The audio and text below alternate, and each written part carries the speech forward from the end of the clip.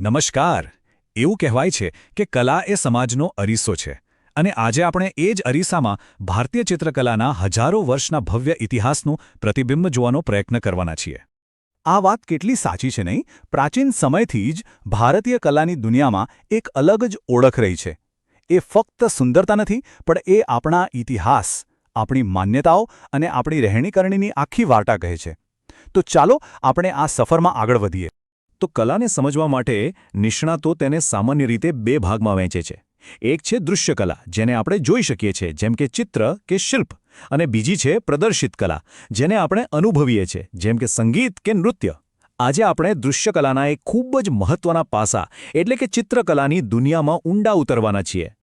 તો ચિત્રકલાને સમજવા માટે સૌથી પહેલાં એ જાણવું પડે કે તેના મૂળ વિષયો કયા હતા. મતલબ કે શરૂઆતના કલાકારો શામાંથી પ્રેરણા લેતા હતા, શું દોરતા હતા?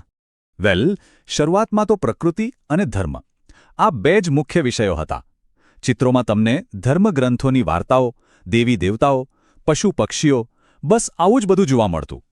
પણ પછી ધીમે ધીમે કલાનો દાયરો મોટો થયો અને તેમાં સામાન્ય લોકોનું રોજિંદુ જીવન અને તેમના રીતરિવાજો પણ દેખાવા લાગ્યા. અને હા, એ સમયે તક્ષશિલા અને નાલંદા જેવી મોટી મોટી યુનિવર્સિટીઓમાં કલાનું શિક્ષણ પણ આપવામાં આવતું હતું, જે બહુ મોટી વાત છે. તો ચાલો હવે આપણે ટાઈમ ટ્રાવેલ કરીએ અને ભારતીય ચિત્રકલાના એકદમ શરૂઆતના પુરાવાઓ જોઈએ. ક્યાંથી શરૂઆત થઈ હતી આ બધી? તમને જાણીને નવાઈ લાગશે કે ભારતમાં ચિત્રકલાનો ઇતિહાસ પાષાણ યુગ એટલે કે સ્ટોન એજ જેટલો જૂનો છે. લગભગ 9000 વર્ષ પહેલાં. એના સૌથી પહેલા પુરાવા મધ્યપ્રદેશની ભીમબેટકાની ગુફાઓમાં મળ્યા છે અને પછી તો મહારાષ્ટ્રના નરસિંહગઢમાં પણ આવા જ ચિત્રો જોવા મળ્યા. આ બતાવે છે કે આ કળા કેટલા મોટા વિસ્તારમાં ફેલાયેલી હતી.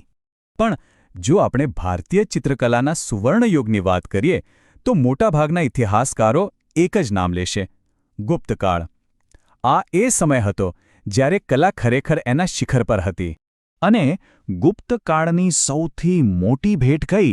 તો એ છે અજંતા અને ઇલોરાના શ્વાસ થંભાવી દે તેવા ગુફાચિત્રો.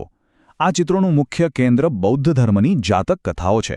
અને એમાં પણ ગુફા નંબર 1માં જે પદ્મપાણી બુદ્ધનું ચિત્ર છે, એ તો ભારતીય કલાની ઓળખ બની ગયું છે. અને એવું નથી કે આ કલા ખાલી ઉત્તર ભારતમાં જ હતી. ના, દક્ષિણમાં કર્ણાટકની બાદામી ગુફાઓથી લઈને તામિલનાડુના કાંચીપુરમ સુધી તેના પુરાવા મળે છે. સારું, તો ગુપ્તકાળ પછી આપણે આગળ વધીએ મધ્યયુગ તરફ. અહીં ચિત્રકલાને રાજા મહારાજાઓનો સાથ મળ્યો અને એક નવો જ અધ્યાય શરૂ થયો. આ સમયમાં ખાસ કરીને રાજપૂત અને મુઘલ દરબાર કલાના મુખ્ય કેન્દ્રો બન્યા. મુઘલ બાદશાહો જેમ કે બાબર, અકબર અને ખાસ કરીને જહાંગીર કલાના મોટા ચાહક હતા.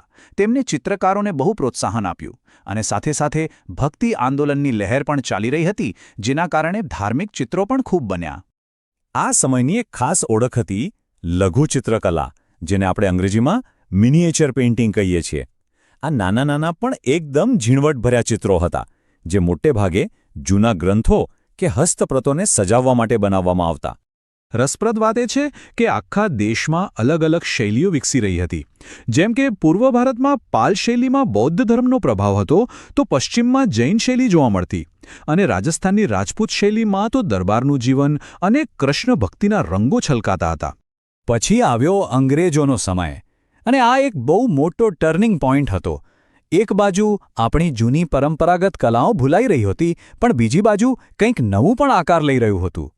તો થયું એવું કે ભારતીય કલાકારો હવે બ્રિટિશ લોકો માટે કામ કરવા લાગ્યા. આનાથી એક નવી જ ફ્યુઝન સ્ટાઇલનો જન્મ થયો. ભારતીય વિષયો પણ ટેકનિક યુરોપિયન.